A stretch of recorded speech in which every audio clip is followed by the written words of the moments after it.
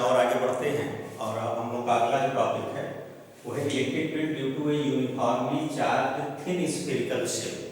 Shell तो जानते हो ना, शेल एक ऐसे हॉलो स्फीयर को कहते हैं जिसके आउटर रेडियस और इनर रेडियस का डिफरेंस नेग्लिजिबल होता है। समझ गए बात है? तो मान लीजिए हमारे पास एक यूनिफॉर्मली चार्ज स्फेरिकल शेल है, मतलब क्या कि हमने इस पे जो है capital Q charge, total capital Q charge दिया जो कि इस पे यूनिफॉर्मली डिस्ट्रीब्यूटेड है। ठीक है, इस सेल का रेडियस जो है वो कैपिटल आर है। ठीक है, तो एरिया ऑफ सेल कितना हो जाएगा? एरिया ऑफ सेल हो जाएगा A equal to 4 pi are square 10 surface charge density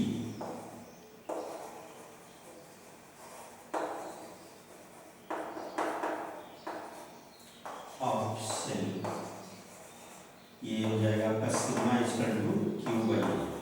देखिए surface charge density it means charge per unit area, तो यहाँ से देखिए हमको ये मिल जाता है,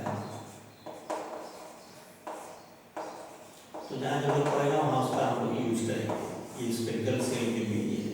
ठीक है, अब हमको करना क्या है कि इस स्फेरिकल सेल के कारण अलग अलग पॉइंट पर intensity of electric field find करना है। अलग अलग point means outside the shell, at the surface of shell and inside shell, तीन जगह हम लोग फाइंड करेंगे। तो स्टेप बाय स्टेप चलें। तो आउटसाइड द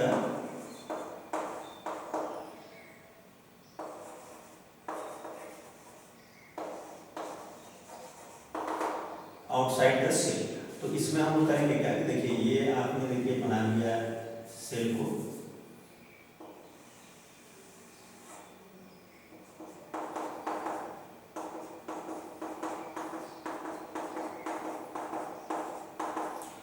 ये इसका सेंटर हो गया।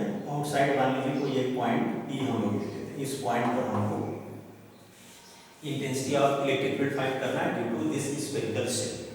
तो उसके लिए हम लोग गॉस थ्योरम से हम लोग प्रूव करने जा रहे हैं। तो सबसे पहले तो एक ऐसा गॉसियन सरफेस ड्रॉ करना होगा जो जिस सरफेस के इनसाइड ये सेल है। तो उसके लिए हम लोग देखिए क्या करने जा रहे हैं, ये देखिए इसका रेडियस क्या है, कैपिटल आर है। तो आप जो है ये मान लो सेंटर से इस पॉइंट का डिस्टेंस आर है, तो इस सेल के सेंटर को आप सेंटर मान लो और स्मॉल आर रेडियस का एक स्फीयर ड्रॉ करो। स्मॉल आर रेडियस का हम लोग स्फीयर ड्रॉ करेंगे, ये देखिए ऐसे करके बन जाएगा, ये पूरा स्फीयर है। ठीक, अब हम लोगों को जो है इस गॉसियन सरफेस के थ्रू इलेक्ट्रिक फ्लक्स फाइंड करना है। तो देखिए अगर आप जो है इस पॉइंट पी के अराउंड आपने स्मॉल एरिया एलिमेंट ले लिया, एरिया एलिमेंट जिसका एरिया डी ए है, तो सबसे पहला क्वेश्चन ये कि भाई आप ये बताओ कि पॉइंट पी पर इलेक्ट्रिक फील्ड का डायरेक्शन क्या होगा। तो देखो जब भी कोई आप जो है कंडक्टर लेते हैं, ये चीज हमेशा ध्यान रखिएगा, किसी भी कंडक्टर के सरफेस पर इलेक्ट्रिक फील्ड का direction always perpendicular to the surface होता है। ये हमेशा ध्यान रखिएगा, ये कभी मिस्टेक से मत करिएगा कि किसी भी कंडक्टर को जब आप चार्ज देते हो, तो पहली चीज किसी भी कंडक्टर को हम लोग चार्ज देते हैं तो वो चार्ज टोटली उसके सरफेस पे डिस्ट्रीब्यूट हो जाता है। दूसरा जो इसकी खास बात होती है कि जो इलेक्ट्रिक फील्ड लाइंस है, इलेक्ट्रिक फील्ड लाइंस का जो डायरेक्शन होता है वो always perpendicular to surface of the conductor होता है। ये हमेशा ध्यान रखिए। तो यहाँ पर देखिए जैसे ये हमारा यूनिफॉर्मली डिस्ट्रीब्यूटेड है, तो किसी भी पॉइंट पर आप यहाँ इलेक्ट्रिक फील्ड का डायरेक्शन लोगे तो ये इसके सरफेस के क्या होगा, परपेंडिकुलर होगा। और आपको ये पता होगा कि किसी भी स्फीयर के या किसी भी सर्कल के किसी पॉइंट पर अगर आप जो है परपेंडिकुलर ड्रा करोगे तो वो always passing through the centre of the circle और passing through the centre of the sphere.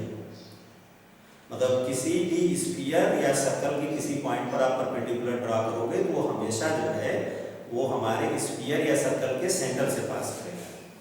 तो यहाँ पर देखिए अगर इसकी इलेक्ट्रिक फील्ड का डायरेक्शन अगर हम देखें तो इसके परपेंडिकुलर ड्रा करेंगे तो ये सेंटर से आएगा, और सेंटर से आने का मतलब ये देखिए इसका ये डायरेक्शन।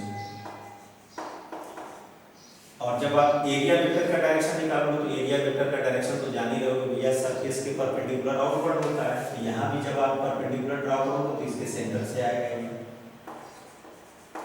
तो कहने का मतलब ये हो गया कि पूरे ये गॉसियन स्फेरिकल सरफेस के हर पॉइंट पर इंटेंसिटी ऑफ इलेक्ट्रिक फील्ड और एरिया वेक्टर सेम डायरेक्शन में है। पहली चीज आप समझ लो।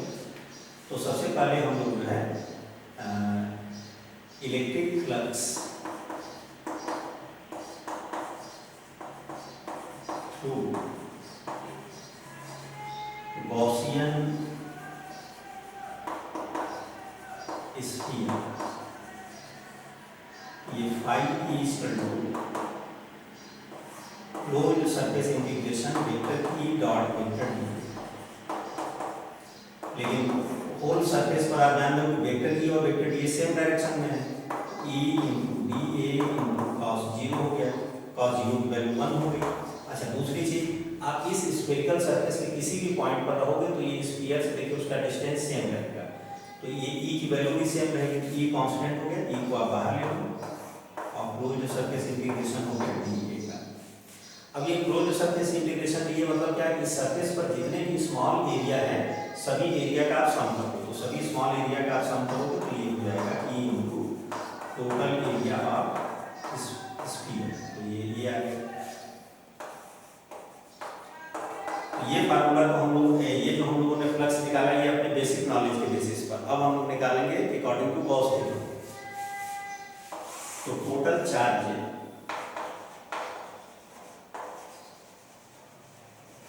Inside Gaussian surface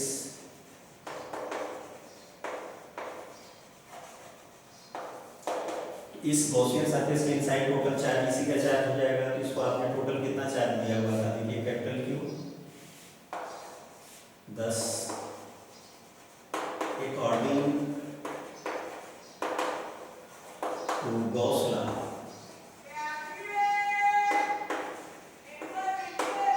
electric flux inside electric flux through sphere, ये हो गया आपका phi E is to Q by epsilon. अब ये दोनों देखिए सेम है इसलिए इनको इक्वेट कर दीजिए। तो फ्रॉम 1 and 2 ये हो गया आपका e into 4 pi are square is to Q by epsilon naught. तो यहाँ से e की वैल्यू आ जाती है 1 by 4 pi epsilon naught into Q by R square. ये स्मॉल आर रेडियस है ना, तो ये आपका स्मॉल आर स्क्वायर।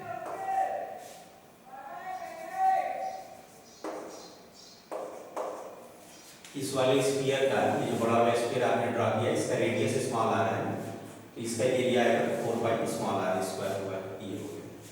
तो आप ये चीज ध्यान दीजिए कि ये जो फार्मूला हम लोगों ने डिराइव किया है इस फार्मूले को देखिए खास बात है। देखिए क्या टोटल चार्ज आपने इस स्फीयर को कितना दिया हुआ था, इसको आपने स्फेरिकल शेल को दिया हुआ था कैपिटल क्यू चार्ज। अगर हम इस टोटल क्यू चार्ज को इसके सेंटर पे अगर कंसीडर कर लें तो इस चार्ज से इस पॉइंट चार्ज से इसका डिस्टेंस कितना है, स्मॉल आर है।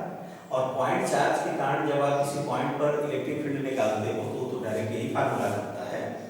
तो आपको न्यूमेरिकल लगाने के लिए ये याद रखना है कि जब भी किसी स्फेरिकल शेल के कारण उसके आउटसाइड किसी पॉइंट पर इलेक्ट्रिक फील्ड निकालना हो तो उसको जो टोटल चार्ज हमने दिया उस चार्ज को उसके सेंटर पे आप जो है कंसीडर कर लो और फार्मूला डायरेक्ट अप्लाई कर लो। समझ में आ गई? आगे बढ़ते हैं। इसके भी डायरेक्शन की अगर आप बात करोगे तो डायरेक्शन जो है आउटवर्ड हो जाएगा। अगर ये स्फेरिकल शेल को पॉजिटिव चार्ज दिया है तो अवे फ्रॉम स्फीयर होगा, और अगर आपने इसको नेगेटिव चार्ज दिया तो टुवर्ड्स स्फीयर होगा। अब हम लोग आते हैं आउटसाइड द शेल पर, अब आएंगे on the surface of shell.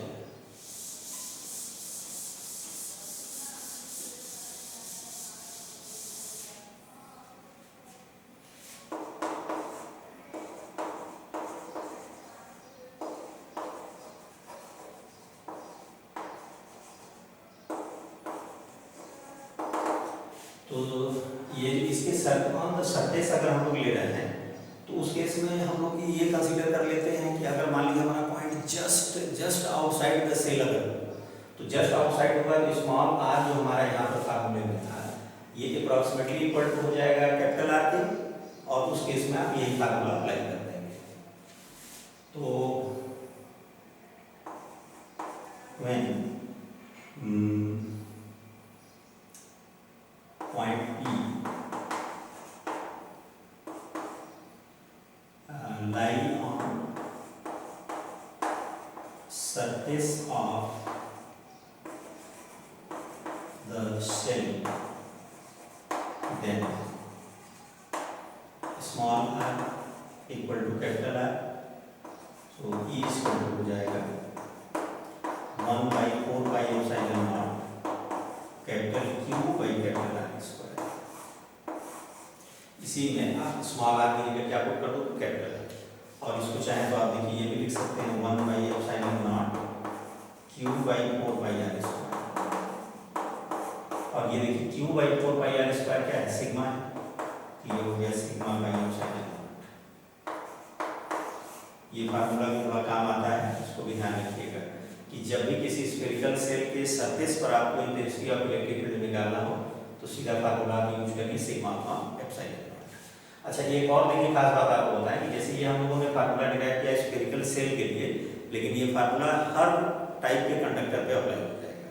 मतलब बस आपको ये पता होना चाहिए कि उसके सरफेस, उसकी सरफेस चार्ज डेंसिटी क्या, जिस पॉइंट पर आप निकालना चाह रहे हो उस पॉइंट पर सरफेस चार्ज डेंसिटी कितनी है, और फिर यह फार्मूला डायरेक्ट अप्लाई कर दीजिए चाहे किसी भी शेप का कंडक्टर। अब थर्ड केस हम लोग का है इनसाइड द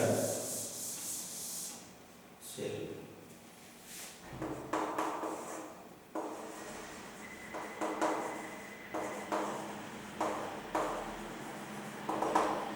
अगर हम लोग सेल के इनसाइड अगर आते हैं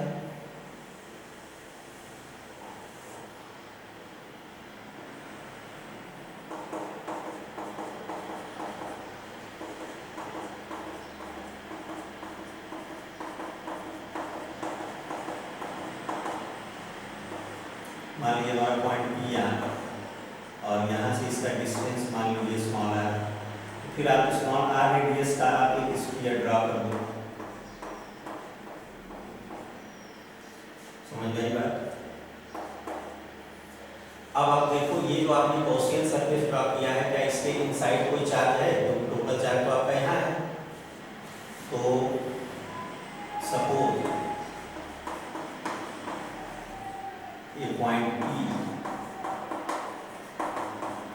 P lie inside the shell, distance of point P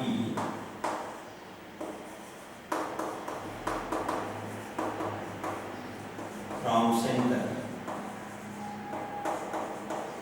O is small r, then if we draw a sphere of radius small r, then total charge inside this surface Q is equal to 0, क्योंकि इसके अंदर तो देखिए कोई charge है नहीं, तो ये 0 हो गया। 10 according to Gauss theorem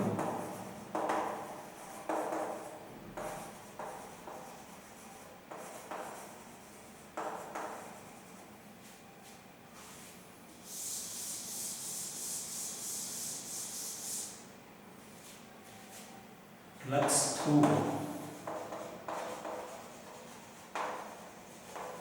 this sphere phi is equal to हो जाएगा Q by epsilon naught, 0 by epsilon naught is equal to 0, 10। अब अगर हम इसमें इलेक्ट्रिक फ्लक्स अगर इसके थ्रू निकाले होते अपने बेसिक नॉलेज से, तो ये आया होता E into 4 pi small r square, ठीक है, जैसे इसके पहले लोग निकाला था E is equal to 0, so E is equal to 0। इसका मतलब क्या हो गया कि किसी भी स्फेरिकल सेल के इनसाइड इलेक्ट्रिक फील्ड क्या होता है, 0 होता है। तो ये भी बड़े काम की बात है कि जैसे अगर आप किसी कंडक्टर को अगर कोई चार्ज देते हो तो वो चार्ज उसके सरफेस पे यूनिफॉर्मली डिस्ट्रीब्यूट हो जाता है। अब उस सरफेस पर डिस्ट्रीब्यूट हो जाने की वजह से क्या होता है कि उसके इनसाइड कोई चार्ज नहीं होता। इनसाइड कोई चार्ज नहीं होने की वजह से गॉस थ्योरम से अगर हम उसके इनसाइड इलेक्ट्रिक फील्ड निकालेंगे तो वो भी जीरो आ जाएगा।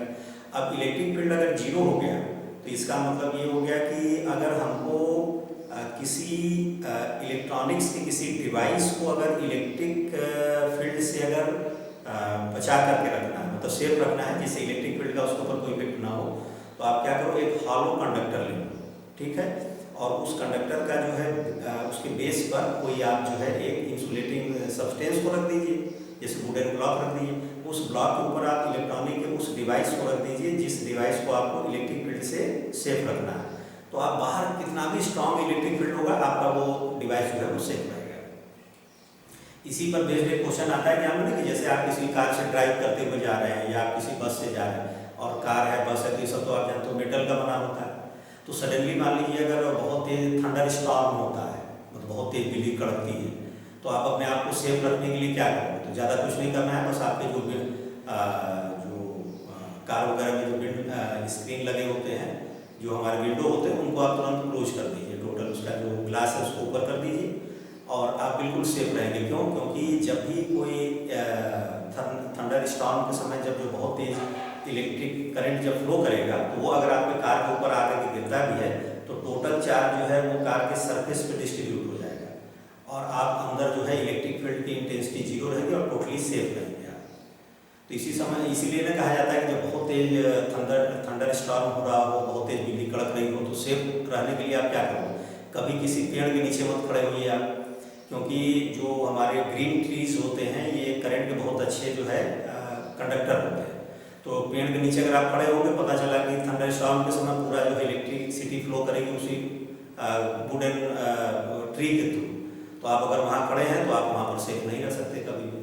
तो बल्कि उससे अच्छा है कि कोई मेटल वगैरह का या कोई भी मतलब मकान बना हो उसके अंदर आप बिल्कुल सेफ रहेंगे, लेकिन कभी भी खुले जगह पर नहीं रहना चाहिए जहाँ पेड़ वगैरह है, तो वो काफ़ी हार्मफुल होगा। तो ये गॉस थ्योरम का थर्ड एप्लीकेशन था और फोर्थ अब आप देख लें।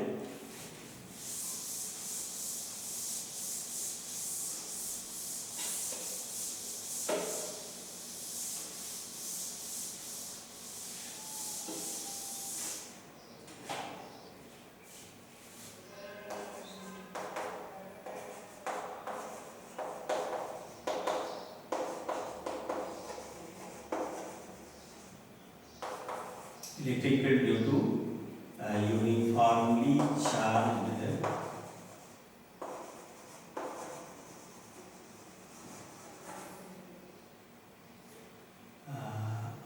Insulating sphere. क्योंकि कंडक्टर अगर आप लोगे तो कभी उसको चार्ज उसके टोटल वॉल्यूम में डिस्ट्रीब्यूट हो ही नहीं सकता, जो भी आप चार्ज लोगे तुरंत उसके सरफेस पे आ जाएगा। तो हम लोग यहाँ पर क्या करें, यूनिफॉर्मली चार्ज इंसुलेटिंग स्फीयर ले रहे हैं। तो यहाँ पर देखिए सॉलिड स्फीयर जब आपने लिया है और इस पे इसको आपने जो है जो टोटल चार्ज था वो यूनिफॉर्मली इसमें डिस्ट्रीब्यूट कर दिया इसके टोटल वॉल्यूम में।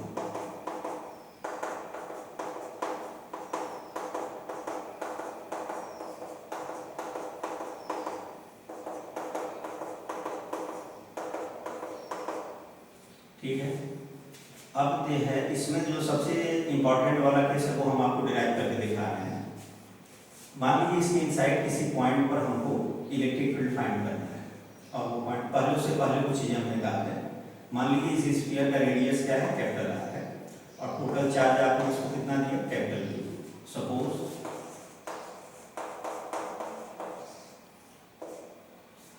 Total charge on sphere is capital Q and the radius of sphere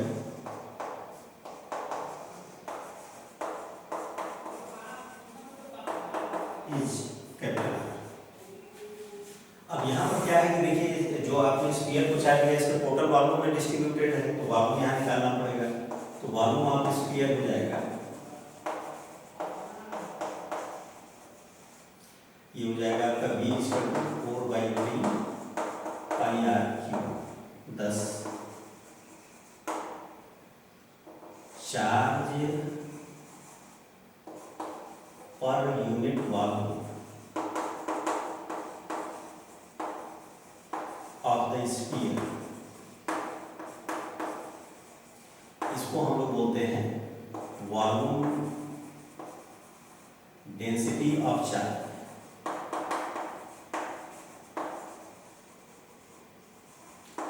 और इसको हम लोग यह रिप्रेजेंट करते हैं रो से। Charge per unit volume of the sphere is rho. ठीक है, तो यहाँ पर रो की वैल्यू क्या हो जाएगी? देखिए रो हो जाएगा आपका टोटल चार्ज आपने दिया Q अपॉन V, मतलब ये हो गया Q by 4/3 pi R cube. ये आप अलग नोट करके रख लेंगे। अब इसमें जो जैसे आउटसाइड हो गया या सरफेस वाले जो दो केस होते हैं वो सेम उसी तरह से हो जाएंगे जिस तरह से हम लोग स्फेरिकल सेल वाला फार्मूला डिराइव किए थे। बस ये इनसाइड वाला इसमें अलग तरीके से होता है, वो हम आपको नोट करके दिखा रहे हैं। अब मान लीजिए इनसाइड है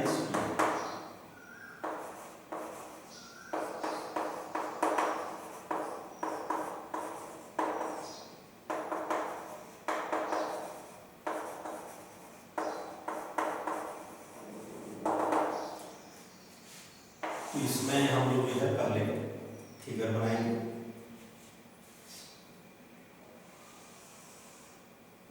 इसी में बनाते रहे। मान लीजिए सपोज करिए यहाँ पर हमारा ये पॉइंट बी, ठीक है, इस पॉइंट का मान लीजिए यहाँ से डिस्टेंस जो है वो स्मॉल आर है। तो स्मॉल आर रेडियस का आप जो है एक गॉसियन सरफेस ड्रा कर दो। ये जो इमेजिनरी सरफेस हम लोग ड्रा करते हैं उसी को हम लोग बोलते हैं गॉसियन सरफेस। ठीक है, अब इस गॉसियन सरफेस के पॉइंट पी के अराउंड हमने जो है small area element D A ले लिया। ठीक है, तो यहाँ पर आप जो है एरिया वेक्टर का डायरेक्शन तो ये हो गया सरफेस के परपेंडिकुलर आउटवर्ड। और अभी हमने आपको बताया कि इलेक्ट्रिक फील्ड हमेशा सरफेस के परपेंडिकुलर वो भी होता है, तो इलेक्ट्रिक फील्ड भी सेम इसी डायरेक्शन में हो गया। तो वेक्टर ई और वेक्टर डी सेम डायरेक्शन में हो गए। लेकिन अब गॉस थ्योरम अप्लाई करने के लिए हमको ये पता होना चाहिए कि इस सरफेस के इनसाइड टोटल चार्ज कितना है। तो पहले उसको हम निकालेंगे। Total charge inside the Gaussian surface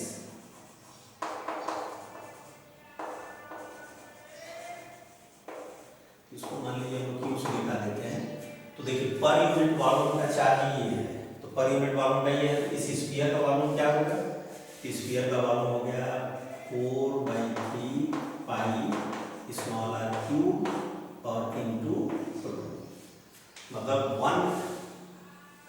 पर यूनिट वॉल्यूम के लिए इतना चार्ज है, तो टोटल इतने वॉल्यूम के लिए क्या चार्ज होगा तो उससे मल्टीप्लाई हो जाएगा। अब यहाँ पर आप देखिए रो की वैल्यू पुट कर दीजिए। ये हो गया 4/3 पाई आर क्यूब और रो की वैल्यू हो गई capital Q upon 4/3 pi capital R cube. 4/3 pi cancel हो जाए तो यह जाएगा small R cube capital R cube into ये। इसको अलग रख लीजिए। तो 10 electric according to Gauss theorem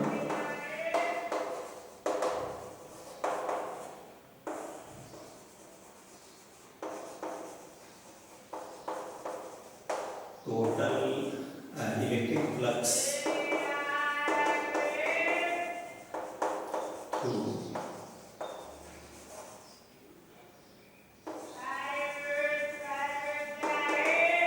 Gaussian surface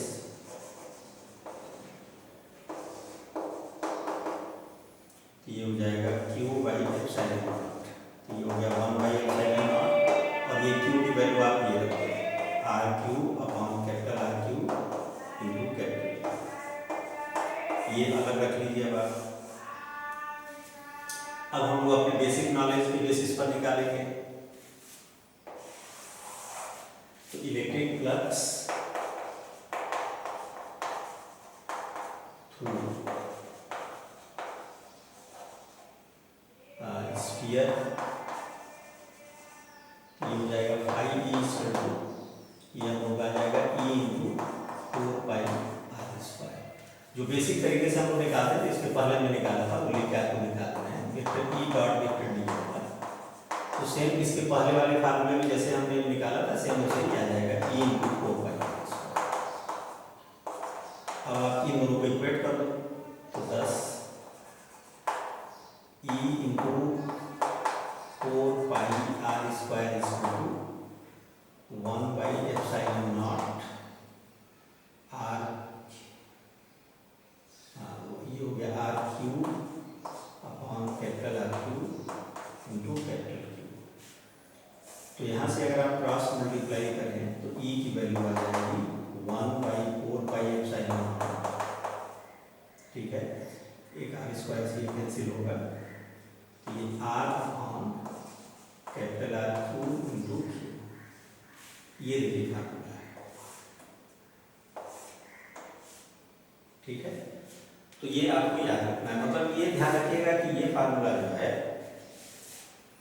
वो हम लोग यूज तब करते हैं जब हमारे पास कोई एक स्फीयर दिया हुआ हो और उस स्फीयर के टोटल वॉल्यूम में चार्ज यूनिफॉर्मली डिस्ट्रीब्यूटेड हो, तो उसके इनसाइड किसी पॉइंट पर, इनसाइड मतलब इनसाइड एक ऐसा पॉइंट है जिसका सेंटर से डिस्टेंस स्मॉल r है, तो उस पॉइंट पर इलेक्ट्रिक फील्ड आप इस फार्मूले से फाइंड कर सकते हैं।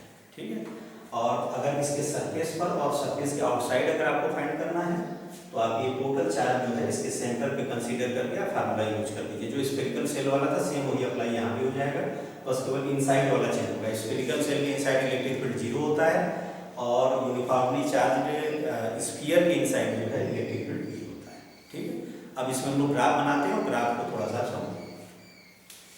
ग्राफ वाले क्वेश्चन कंपटीशन के पॉइंट ऑफ व्यू से ज़्यादा इंपॉर्टेंट हो जाते हैं।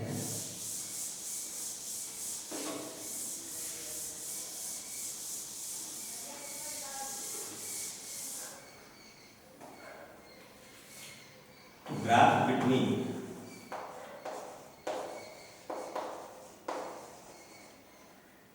E and small r for charged spherical cell।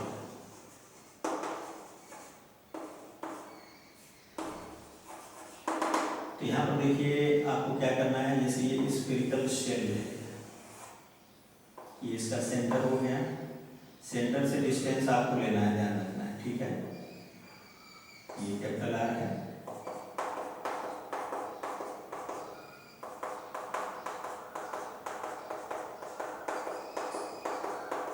तो इसमें आपको याद होगा कि E इनसाइड 0 होता है, E सरफेस होता है 1/4πε0 कैपिटल Q/r, और E आउटसाइड होता है 1/4πε0 Q/, ये फार्मूला। तो जब हम लोग ग्राफ बनाएंगे तो देखिए ग्राफ कैसे बनेगा। एक्स एक्सिस पर आपने ये डिस्टेंस ले लिया, वाई एक्सिस पर आपने इंटेंसिटी ऑफ इलेक्ट्रिक फील्ड ले लिया। तो आप देखो सेंटर से जैसे जैसे आप बढ़ोगे सरफेस की तरफ, तो जब तक आप सरफेस पे नहीं पहुंचेंगे तब तक इलेक्ट्रिक फील्ड क्या है, 0 है। ध्यान से देखिए, तो ये मान लीजिए r वाला डिस्टेंस है। ठीक है, तो सेंटर से यहाँ तक आने पर कोई इलेक्ट्रिक फील्ड नहीं है, मतलब इसके अंदर जो है ग्राफ का कोई भी पार्ट नहीं होगा। लेकिन जैसे ही कैपिटल R पर आप पहुंचे तो सपोज करिए कि आपका इलेक्ट्रिक फील्ड जो है वो सडनली ये हो गया कैपिटल R²। तो E मान लीजिए हम लोग इसको दिखा दे रहे हैं E से, आप चाहें तो E0 कर लें इसको, इसको मान लेते हैं E0। ठीक है, इसके बाद क्या हुआ, अब आप जैसे जैसे इसके आउटसाइड जा रहे हैं तो ये E0 is inversely proportional to R²।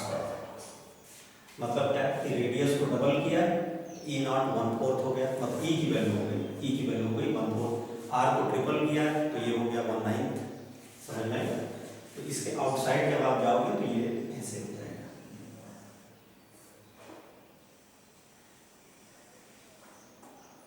ये टच नहीं करेगा, ध्यान रखिएगा, ये टच करेगा इनफाइनाइट पर जाकर के। तो ये जो है फार्मूला होता है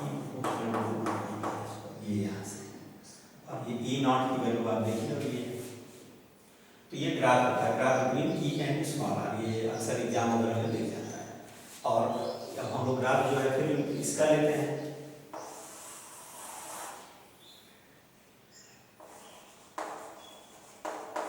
graph between E and R और यूनिफॉर्मली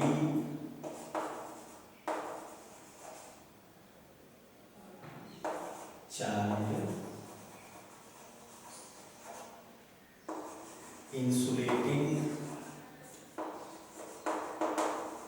स्फीयर। इसके लिए क्या फार्मूला होगा, तो फिर वही चीज, सरफेस पर जब आप रहोगे पहले इनसाइड ले लो, तो ई इनसाइड हो जाएगा आपका 1/4πε0 Q/R³ इंटू स्मॉल आर। मतलब यहाँ पर ये देखिए, ये पूरा का पूरा कांस्टेंट है, यहाँ ई इनसाइड जो है वो डायरेक्टली प्रोपोर्शनल टू आर है। Second, E on the surface जब जाओगे तो ये हो जाएगा 1/4πε0 Q/R², जो फार्मूला उसमें था सेम हो जाएगा। और थर्ड है आपका ई, सरफेस हो गया, फिर आउटसाइड तो 1/4πε0 Q/r²। इन दोनों के लिए तो सेम यही पार्ट रहेगा, बस इनसाइड जब आप आ जाओगे तो इस केस में ये अप्लाई होगा, मतलब ई प्रोपोर्शनल टू आर। और जब ई प्रोपोर्शनल टू आर तो ई कहाँ ले रहे हो, वाई एक्सिस पे, आर कहाँ ले रहे हो, एक्स एक्सिस पे। तो Y proportional to X, it means Y equal to mx, और वाई इक्वल टू mx आप जानते हो ओरिजिन से पास होने वाली स्ट्रेट लाइन। इसका ग्राफ जब आप बनाओगे तो इसका ग्राफ भी ऐसे बन जाएगा।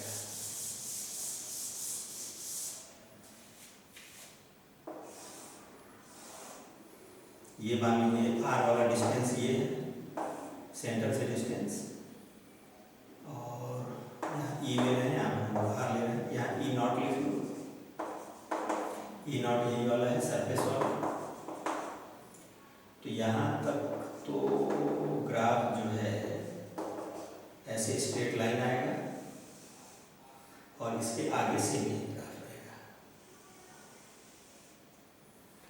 तो ये जो ग्राफ आपका बन रहा है, graph between E and R for uniformly charged insulating sphere, ध्यान रखिएगा।